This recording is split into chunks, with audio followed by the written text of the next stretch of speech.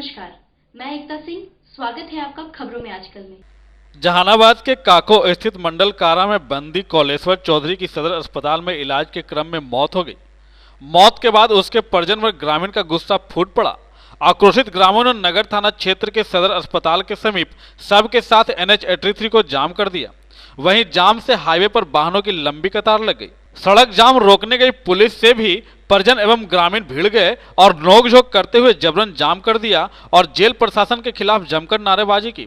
ग्रामीण सड़क जाम कर रहे लोग जेल प्रशासन पर साजिश के तहत मारपीट के कारण मौत का आरोप लगा रहे हैं।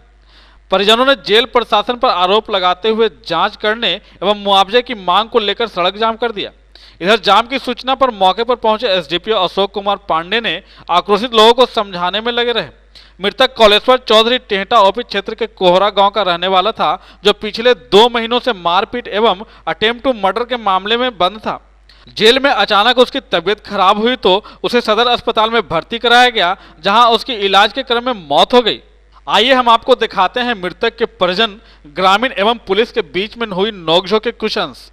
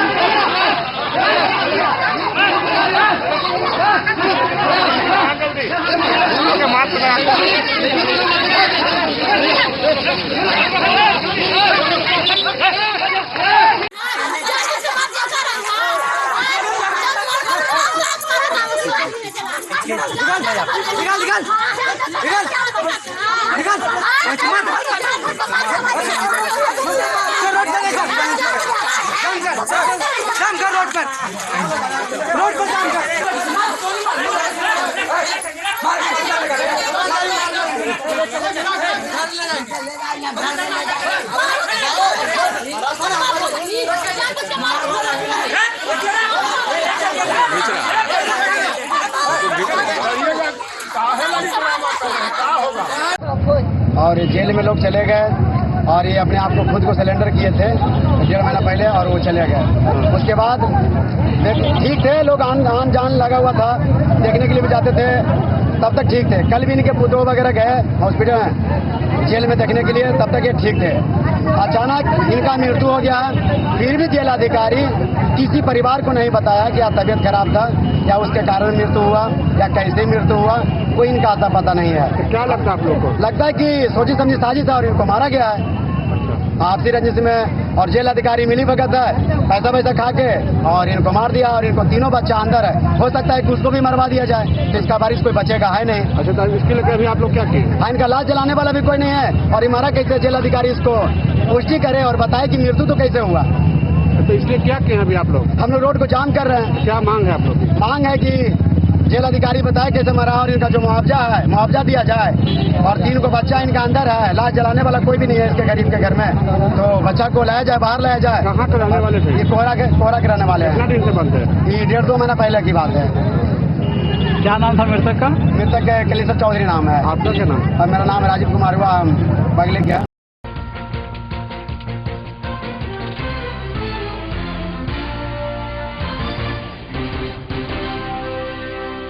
अंतर्राष्ट्रीय दिव्यांगजन दिवस के अवसर पर गांधी मैदान में जिलाधिकारी हिमांशु कुमार राय द्वारा दिव्यांगजनों के लिए आयोजित कार्यक्रम का उद्घाटन दीप प्रज्वलन कर किया गया। इस अवसर पर जिला सामाजिक सुरक्षा कोषांग सह जिला दिव्यांग सशक्तिकरण कोषांग के सौजन्य से विभिन्न कार्यक्रम, दिव्यांगजनों की ट्राईसाइकिल रेस, नींबू चम्मच रेस एवं चित्रकला प्रतियोगिता का आयोजन किया गया, जिसमें दिव्यांगजनों द्वारा पूरे उत्साह के साथ प्रतिभागिता दर्ज की गई।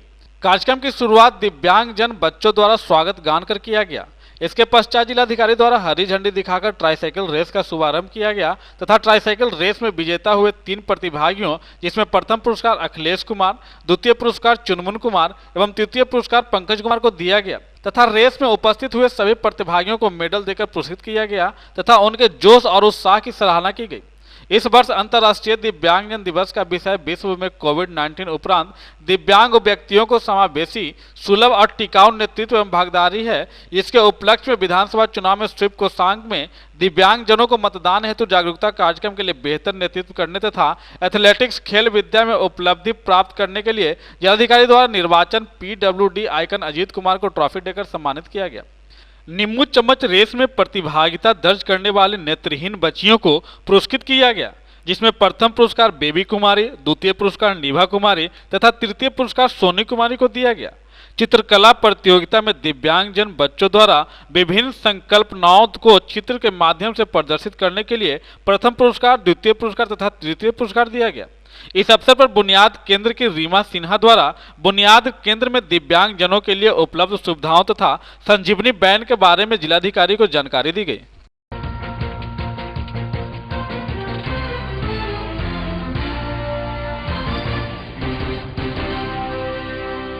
जहानाबाद के काको प्रखंड अंतर्गत नोनहीन पंचायत के टुगलियापुर गांव में एक पोखर से एक व्यक्ति की शव बरामद की गई।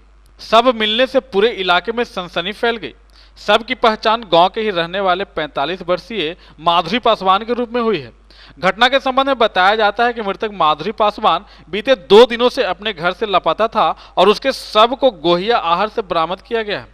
इसके बाद स्थानीय थाना के पुलिस ने शव को अपने कब्जे में लेते हुए पोस्टमार्टम के लिए जहानाबाद सदर अस्पताल भेज दिया है और पोस्टमार्टम के बाद शव को अंतिम संस्कार हेतु परिजनों को सौंप दिया गया है। इधर फिलहाल घटना के बाद परिजनों का रो रो कर बुरा हाल है और पुलिस मामले की तफ्तीश में जुटी है। 8 बजे से गायब हैं। सगरो खोजें, कल खोजें पूरा दोघरा घटकन सगरो भी, आज भी पूरा बाद में खोजें, नहीं मिले। अंत में फिर हम 2-3 लड़कन आहरा में हिलवाएं, बगल में तलाई था उसमें, फिर आहरा में हिलवाएं। तो हिलना के बाद उसमें लेकर जब ढूंढता है तो लाश पाया जाता है। कहाँ का मामला है ये है नोनी पंचायत टिकुलियापुर गांव है। ये कहाँ पे मिला इनका? ये मिले हैं गोही में, भैदा बोलता है, छंदा का नाम भैदा। 2 दिन से लापता? हाँ 2 दिन, बुधवार से लापता है। क्या करने गए थे, कुछ पता चला वहाँ पे? नहीं, वहीं खरहानी था, वहीं रहते थे। समझे? जो मरा इनका क्या नाम है? माधुरी पासवान है। आपका क्या नाम है? प्रहलाद कुमार। कौन है आपका? मेरा चाचा है।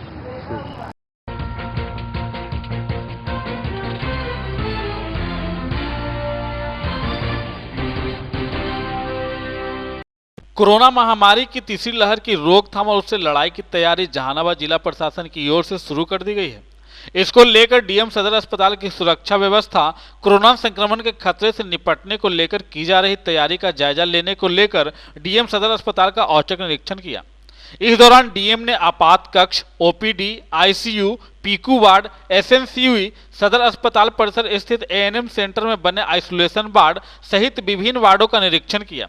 डीएम ने कोरोना संक्रमण की रोकथाम में इससे संबंधित जागरूकता कार्यक्रम को लेकर जरूरी दिशा निर्देश चिकित्सकों एवं स्वास्थ्य कर्मियों को दिया। डीएम ने अस्पताल की सफाई व्यवस्था को और दुरुस्त करने को निर्देश दिया है। इसके बारे में डीएम ने बताया कि कोरोना की संभावित तीसरी लहर की तैयारियों को लेकर आज औचक निरीक्षण किया गया है और तैयारियों को देख डीएम ने संतोष व्यक्त की है। वहीं डीएम ने सदर अस्पताल में मिलने वाले मूलभूत सुविधाओं का भी निरीक्षण किया और स्थिति संतोषजनक पाया। मीडिया से बात करते हुए कहा कि जर्जन भवन में चल रहे दिव्यांग कार्यालय को दूसरे स्थान पर स्थानांतरित किए जाने का निर्देश दिया गया है। साथ ही पीकू वार्ड और सीनियर सिटीजन वार्ड बंद रहने पर उसने 24 घंटे के अंदर चालू करने का निर्देश अस्पताल प्रशासन को दी है। वहीं ऑक्सीजन प्लांट के बंद रहने के सवाल पर डीएम ने कहा कि ऑपरेटर की कमी के कारण फिलहाल बंद है, हालांकि स्टेट लेवल पर बात हो चुकी है, जल्द ही सेवा शुरू कर दी जाएगी। और जो तीसरी लहर की संभावना बताई जा रही है कोविड-19 की, उसके मद्देनज़र तैयारियों का निरीक्षण किया हमने और आश्वस्त हुआ हूँ कि जैसे पिछली बार हम लोग सेवा किए थे जहानाबाद वासियों की, उस तरह से फिर हम लोग करेंगे। अगर ऐसा संकट आए, ईश्वर से मैं प्रार्थना करूँगा ऐसा कुछ ना हो, लेकिन अगर आता है, हम लोग का पीएसए प्लांट भी तैयार है और सारी चीज़ें ऑपरेशनल करके ऑटो मोड में रखी जाएंगी। 1 हफ्ते के अंदर पूरी तैयारी कर ली जाएगी और वैक्सीनेशन हम लोग का चल ही रहा है, काफ़ी अच्छा हुआ है। पिछले महीने में हम लोग का करीब 10% से ज़्यादा, पिछले 10-12% तक उछाल आया है। पिछली बार हम लोगों ने सब वैक्सीन दिया है लोगों को, और करीब कितना 72% लोगों को फर्स्ट डोज दिया जा चुका है। और जो सेकेंड डोज के लिए लोग हैं, मतलब उनका तैयार हो गए हैं देने के लिए, मतलब लेने के लिए 83 दिन पूरा हो चुका है टर्म, उसमें 75% से ज़्यादा लोगों को वैक्सीनेशन दिया जा चुका है। और भी जो मूलभूत सुविधाएं हैं उसका भी हमने निरीक्षण किया, जो यहाँ की स्थितियां हैं उसमें संतोषजनक पाया। सर यहाँ के बुजुर्गों के लिए एक वार्ड बना था, हाँ, और एक वार्ड बच्चों के लिए बना, वो दोनों जो है मैंने निर्देश दिया है कि वो 24 घंटे में स्टार्ट हो जाए। जबकि बच्चे के वार्ड के लिए एक स्पेशल डॉक्टर की नियुक्ति भी की गई है। मैंने कहा कि वो निर्देश दिया जा चुका है, और अगले 24 घंटे में दोनों, जो बड़े बुजुर्गों के लिए है वो और जो बच्चों के लिए, दोनों स्टार्ट हो जाए। कोरोना संक्रमण को देखते हुए यहाँ पे ऑक्सीजन प्लांट लगा था, वो भी बंद है। प्लांट लगने के बाद अभी तक बंद है। उसके लिए 2-3 चीज़ें हैं, जैसे ऑपरेटर की आवश्यकता है, वो स्टेट लेवल पे डिसीजन हो चुका है लगभग, बस आने वाले हैं लोग। और एक जो बिजली की व्यवस्था भी हम लोग रखे ही हैं, इलेक्ट्रिसिटी की प्रॉपर व्यवस्था है, और जैसा होगा हम लोग आपको। सर एक बात और है, जिस बिल्डिंग को आप देखने गए थे वो जर्जर बिल्डिंग है। स्वास्थ्य विभाग के पदाधिकारियों द्वारा बताया गया है कि इसको देख लीजिए आप लोग, तुरंत हटाइए, है ना। विकलांगों को वहाँ पे ऊपर नहीं जाने चाहिए, ठीक है सर। शहर में कई अवैध सदर हॉस्पिटल में समुचित इलाज दिया जा रहा है, और कुछ मरीज अगर प्राइवेट में दिखाना चाहते हैं तो लोग स्वतंत्र हैं, लेकिन हमारे यहाँ जो मूलभूत सुविधाएं हैं हम लोग बहुत बेहतर दे रहे हैं।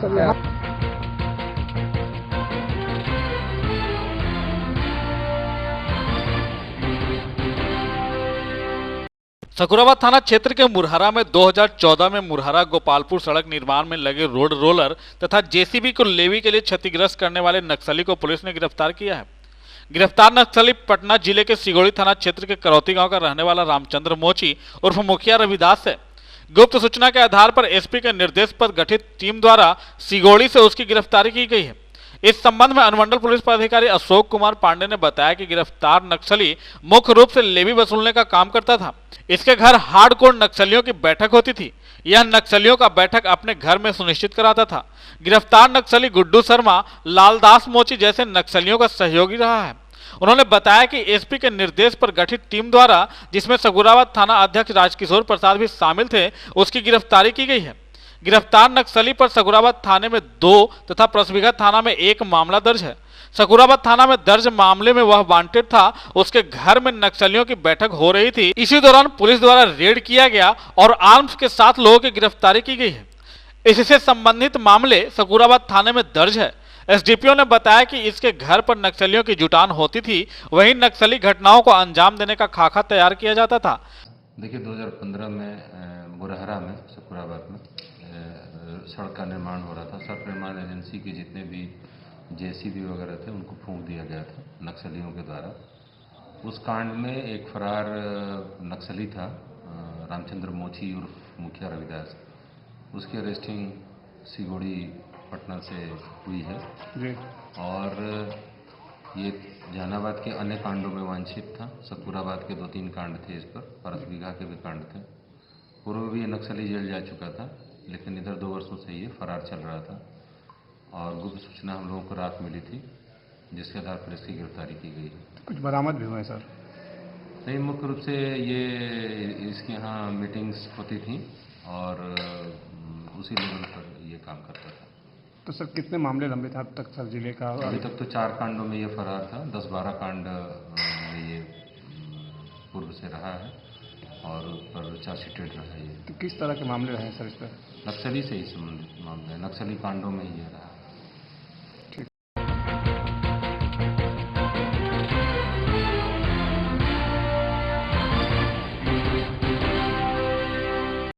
जहानाबाद डीएम हिमांशु कुमार राय की अध्यक्षता में जिला स्वास्थ्य समिति की मासिक बैठक संबंधित पदाधिकारी एवं स्वास्थ्य विभाग के कर्मियों के साथ की गई। बैठक में डीएम ने निर्देश दिया कि सभी एमओआईसी अपने अपने प्रखंडों में स्वास्थ्य संबंधी समीक्षा बैठक कर प्रत्येक 15 दिन पर प्रतिवेदन उपलब्ध कराएंगे।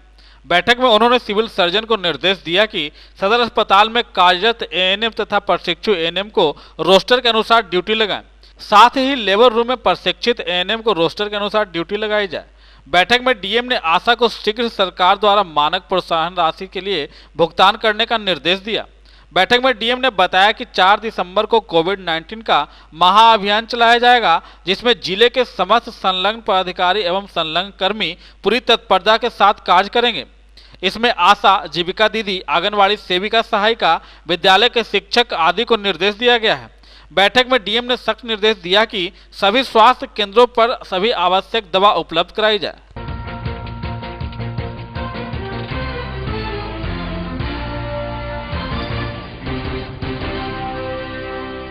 जहानाबाद के कड़ौना ओपी क्षेत्र के सलेमपुर गांव के समीप NH 83 पर बोलेरो और ऑटो में हुई टक्कर से एक व्यक्ति की घटनास्थल पर ही मौत हो गई, जबकि 2 लोग गंभीर रूप से जख्मी हो गए।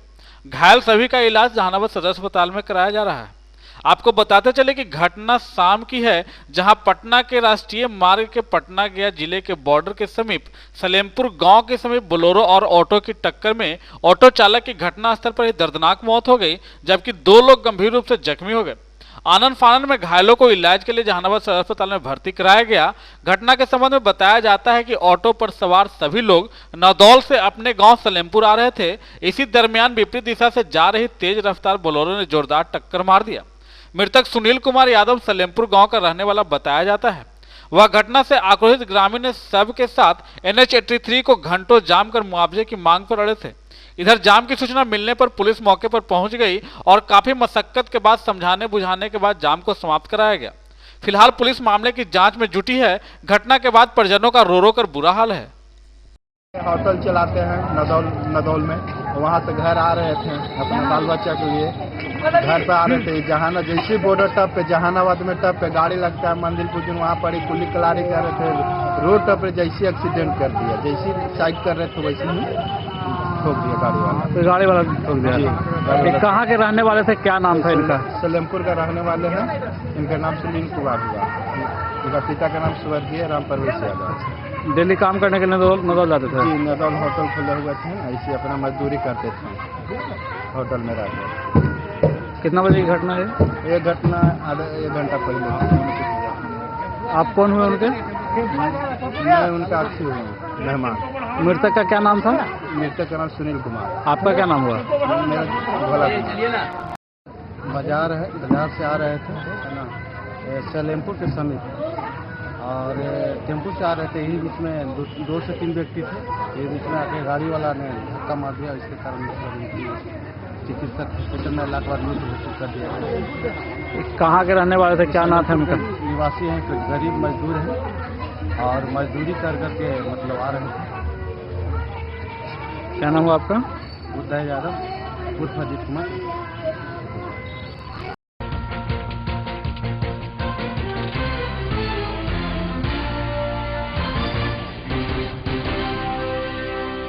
अखिल भारतीय खेत ग्रामीण मजदूर सभा और मनरेगा मजदूर सभा के बैनर तले डीएम के समक्ष 1 दिवसीय धरना संपन्न हुआ। धरने के माध्यम से मनरेगा मजदूरों को 200 दिन काम तथा 600 रुपया मजदूरी भुगतान, मनरेगा मजदूरों को कृषि कार्य से जोड़ने, सभी मजदूरों को जॉब कार्ड देने, पंचायत बाढ़ में नियमित रोजगार सभा करने, मखदुमपुर प्रखंड के बेला बिर्रा के बेला गांव में मनरेगा मजदूरों से फर्जी मुकदमा वापस लेने आदि मांग की गई। कार्यक्रम की अध्यक्षता खेत मजदूर ग्राम सभा के जिला अध्यक्ष एवं माले के प्रखंड सचिव सत्येंद्र रविदास ने की। नेताओं ने कहा कि केंद्र एवं राज्य सरकार खेत मजदूर और मनरेगा मजदूरों के साथ धोखाधड़ी कर रही है। सरकार पूंजीपतियों को जेब भरने में लगी हुई है। मजदूरों को न तो नियमित काम और न ही उचित मजदूरी दी जाती है। जब मजदूर अपने अधिकार की आवाज उठाते हैं तो लाठी गोली से उनका स्वागत किया जाता है। सरकार मजदूरों की बात बोलकर पूंजीपतियों की सेवा करती है। अब मजदूर सरकार की झूठी चाल को समझ चुके हैं। मजदूर खेत खलिहानों से लेकर सड़क पर उतरकर सरकार को घेरेगी।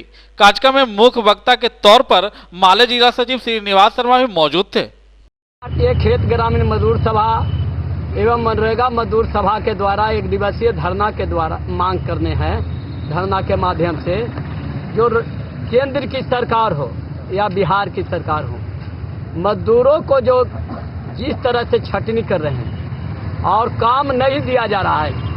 100 दिन काम के लिए पूरे बिहार में मांग करा जा रहा था कि 100 दिन काम किया जाए, काम दिया जाए, लेकिन आज तक 100 दिन भी पूरा न किया गया है। वो भी न्यूनतम मजदूरी नहीं है। न्यूनतम मजदूरी के मतलब कम से कम मजदूरी है 350 रुपया, 194 रुपया मजदूरी मनरेगा में है। तो हम लोग मांग कर रहे हैं कि 600 रुपया मजदूरी दिया जाए और 200 दिन काम दिया जाए। साथ ही साथ मनरेगा को कृषि कार्य से जोड़ने का सवाल है। किसानों को खेती में काम मिलेगा और मजदूरों को पैसा मिलेगा, मजदूरों को पैसा भुगतान होगा। तो इसके लिहाज से एक दिवसीय धरना पूरे बिहार के तमाम जिलों पर है। हम लोग राज्य स्तरीय मांग कर रहे हैं। आज हमारे विधायक लोग विधानसभा में भी उठा रहे हैं और बाहर से हम लोग उठा रहे हैं। मनरेगा को सरकार चाह रही है खत्म कर देना। लड़ाई लड़ा गया था तो ये कानून बने थे, लेकिन मनरेगा को खत्म करना चाह रहा है। इसलिए हम लोग मांग कर रहे हैं कि मनरेगा को अगर काम मिलेगा तो कौन मजदूर न काम कराना चाहता है। यहाँ से बाहर जा रहे हैं, मजदूरों को मौत हो जा रही है, कोई जवाबदेही न लेते हैं। इस सवाल को लेकर के हम लोग यहाँ के जिलाधिकारी से मांग कर रहे हैं और यह श्रम विभाग से मांग कर रहे हैं कि जिस तरह से मनरेगा पर मजदूरों को कम मजदूरी है उसको पूरा किया जाए। मांग है कि मनरेगा को 200 दिन काम और 600 रुपया मजदूरी भुगतान किया जाए। मनरेगा को कृषि कार्य से जोड़ा जाए। मनरेगा मजदूरों को निबंधन किया जाए।